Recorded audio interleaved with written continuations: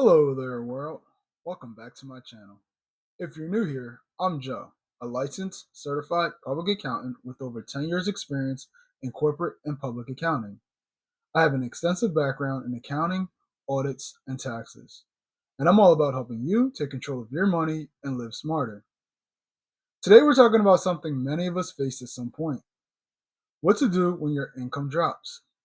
Losing part of your paycheck can be stressful, but budgeting the right way can help you stay in control and avoid bigger problems down the road. I'm going to walk you through some simple steps to adjust your budget so you can manage your money better, even when times are tough. Don't forget to hit that subscribe button and turn on all notifications for more video updates. And don't forget to check out our blog site where we post every Monday, Wednesday, and Friday. So, first things first, take a deep breath. It's normal to feel worried, but getting cleared on your new income is the first step. I remember when I left public accounting and went to go work in the government sector, I took a huge drop in income and wasn't sure how I was going to make it up. I was very nervous and I did not know what I was going to do to be able to provide for my family.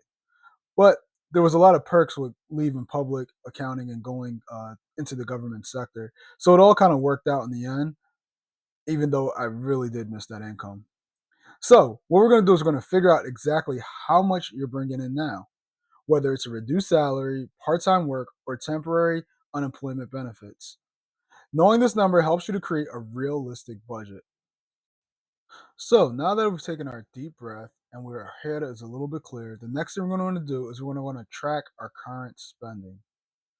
So, we're going to want to track our current spending for the month, even if you haven't already. Look at all of your expenses: rent, groceries, utilities, subscription, everything. This will show you how and where your money is going and where you might be able to cut back. Next, we're going to want to prioritize our expenses. So now you're going to want to divide your expenses into three groups: your must haves, should haves, and nice to haves. Let's focus on these a little bit more. What are our must haves? Our must haves are essentials. These are the things that you must have in order to survive in our current economic conditions. So these things are things like your rent or your mortgage, utility bills, food, transportation costs. These are things, again, that you must have in order to survive. Our should haves. These things are important, but flexible expenses like our phone bill, insurance, minimum debt payments. So these are things that we can you that we sort of have to have, but they're not as important as our must haves. These are things we can still live everyday life kind of without, and there's no real must haves. And then our last category is our nice to haves. These are things that you can cut or pause temporarily, like dining out, subscriptions, or entertainment. So these are things like if you have a gym membership, they're nice to have, but you don't really need a gym membership because you could kind of work out anywhere, even though it's nice to have fancy equipment. Dining out, maybe if you're used to eating out twice a week, maybe you're really going to want to cut back down now that income has dropped. Those subscriptions that you may not even use, you could really cut those for forever if you wanted to. And then even our entertainment, if you're used to traveling once a month or traveling every so often, or even doing other entertaining things like going to the movie theaters instead of going to the movie theaters, maybe rent at home. So our focus here is on converting our must-haves, then our should-haves, and then reduce or eliminate those nice-to-haves. So we're going to try to uh, cover our must-haves. Those are things that we really can't cut out. And then we're going to look at our should haves and try to really either cut back or eliminate some of those should haves, because some of those things we don't, like I said, we don't necessarily need in order to survive. There's no real high impact. And then our nice to haves, these are the things we're going to want to try to eliminate to save some money. Even if it's $5, a win is a win, as we keep saying here. A win is a win. Next, we're going to look into adjusting our budget. So remember, we're going to want to review our budget weekly. We're going to want to track every dollar that's coming in and going out, and we're going to adjust as life throws its curveballs towards us. So we're going to base on our new income and new priorities. We're going to create a budget that fits.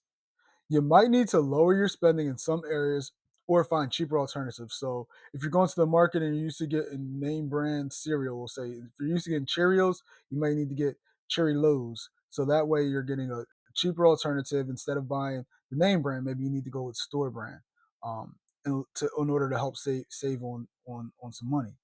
And then we're going to want to be realistic with our goals. You got to live within the means and avoid going deeper into debt. So we have to be. This is probably the biggest thing: is making your goals realistic, and not putting something out there that we know we can't live up to, or we know there's certain things that we may not just be able to cut out. So that's what we're going to do. Remember, it's not about it's not about getting there the fastest, or uh, trying to do something that you can't do. It's about just adjusting. Life throws us a bunch of curveballs, especially when we're trying to come up. Now we're going to try to look for any kind of way to bring in some extra money, or even look for assistance. If possible, we're going to look for ways to bring in some sort of extra money. That could be a part-time job, freelance work, or selling things you don't need anymore. This is really going to help us to sort of pay down on some of that debt that we may be occurring, and it will also try to help us with having some sort of income. Even if you get on some kind of assistance program, I know a lot of different, especially with utilities, a lot of different states and local governments will have utility assistance programs that will help those that income have dropped, with paying down, or paying some of the offsetting some of those costs. So any way you can to help alleviate some of that stress, we're going to try to find that. And don't feel ashamed to ever need public assistance. That's what it's there for. We just don't want to take advantage of the system. So, what are some of the ways, if possible, to find to bring in extra cash while uh, your main income is low? We can start picking up some freelance or side gigs. Maybe if you like writing, get into that. Delivery, such as Uber Eats and all those other DoorDash. Babysitting, virtual assistant work. There's a lot of online work, especially with those some of those larger companies. You could do product reviews and all that good stuff. That is, I've been seeing that a lot. Those are becoming pretty popular. Writing reviews for places like Netflix, and doing Amazon online reviews, and all those large companies are starting to do that. You can start selling items you no longer use. Always a good way to generate a little bit of cash. You can offer a skill locally if you're good at tutoring, or if you want to clean, do some yard work. There's always something. You just have to get creative with offering some kind of skill, or even if it's something that other people may not see, um, that they want to do. They're always willing to pay someone. I'll tell you one thing about myself: I am not a handyman at all, and my wife always wants me to fix something around the house. But I rather pay someone, even if it's just to nail something into a wall. I am not handy at all.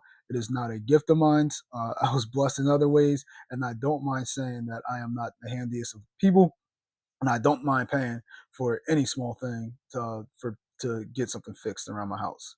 And then also, you want to try to apply for some local or government aid programs. Just remember that every little bit helps when you're in a tight spot.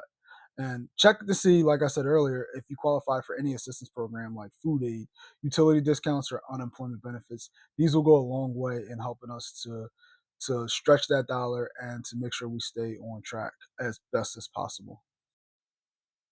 Just remember, even on a tight budget, try to set aside a little bit each month for emergencies. Just because our income dropped doesn't mean that seems to be the time when emergencies pick up, and we want to make sure we're prepared for that. This is just your basic budget. It's going to help you to cut spending quickly while staying afloat. Here's how you're going to build it. First, you're going to list your must pay expenses from step two that we talked about. Remember, we had talked about our must pays, our must, our shoulds, and would be nice. So we're going to list those out first.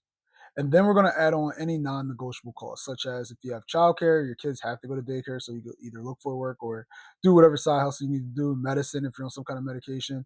So these are our non negotiable. So we're going to prioritize that. Next, we're going to cut or pause everything else, like subscriptions for our streaming apps, dining out, shopping, travel, anything, any non urgent home projects. Just remember, this budget is just temporary. It's about getting through the low income period safely, not about cutting joy from your life for forever. Having a small cushion can reduce the stress to help you avoid more debt if something unexpected happens. So, some of the steps we're going to do, as you can see on the screen, we're going to know our new income. We want to get a clear picture of what is coming in. Like I said earlier, we're going to prioritize our essentials. Focus on your rent/mortgage, food, utilities, and transportation. We're going to carry a bare bone budget that we just talked about. We're going to cut out all those non essentials that is just temporary. And again, this is just temporary.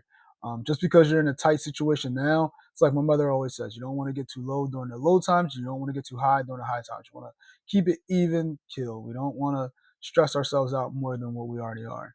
We're going to want to try to contact creditors, see if we get asked for some kind of payment options, or see if we get what we can delay, or what we can do. And then again, we're going to try to find that extra income. We're going to get creative, find a side hustle or some kind of other aid to help bring in something, even if it's just $5. It's better than nothing. And then we're going to want to review this, and remember, the biggest thing is stay flexible. Life's going to throw a lot at us, but we want to make sure we're able to make lemonade out of those lemons. All right. Finally, remember that budgets aren't set in stone. Review your budget weekly or monthly and adjust as your income and expenses changes. Stay flexible and keep track of your progress. Well, thanks for watching. If you found this video helpful, please hit the like button and share it with anyone who might be facing a drop in income. Have your own tips or questions about budgeting on less money? Drop a comment below. I'd love to learn from you. And join me next week where we'll talk about how to build an emergency fund. Don't forget to hit that subscribe button and turn on all notifications. And be sure to check out our blog site where we post every Monday, Wednesday, and Friday.